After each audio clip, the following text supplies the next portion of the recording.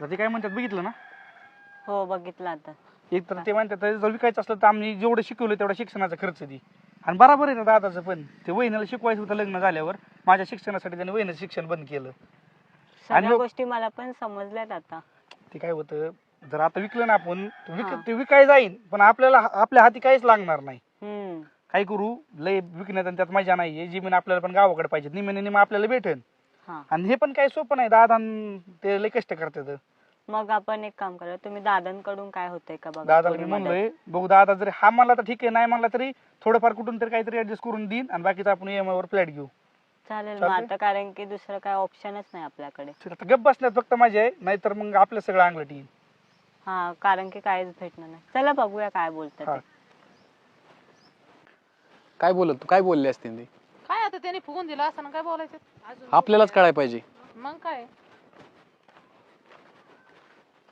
बरं, तुमचं म्हणणं बरोबर आहे, पण एक काम करा तुम्ही आता. काय? 10-5 लाखाची काहीतरी थोडीफार मदत करा. मदत करा म्हणजे मी काय तुम्हाला मागत नाही, मी तुम्हाला माघार देणार ते. मग थोडंफार तुमचं थोडंफार माझं टाकून काहीतरी डाऊन पेमेंट 20 लाख भरून फ्लॅट घेऊ पुण्यात एखादा. ते आपलाच आहे ना. थोडं लेट ऊसाचं बिल आले वगैरे विचार करू. थांबू ना मग, तवर थांबतो.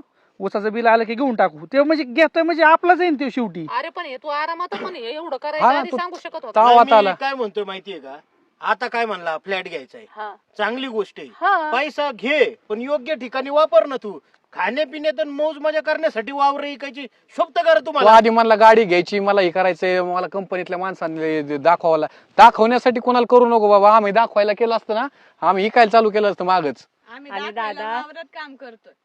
हाय वहिनी बरोबर आहे. काय करू माहितीये का आपण, तुम्ही ते ऊसाचं बिल आलं की मला हे करा, आपण दोघं बघू आणि काय ते मला वाटतं आपण तात्यांचं नाव करून टाकू फ्लॅट, नाही आईच्या नाव करू. तुला 1-2 गुंठ्याचा फ्लॅट घेण्यासाठी एवढं कर्ज पाणी करायला लागतंय. आपली वावर 5-5, 10-10 एकराची आहेत.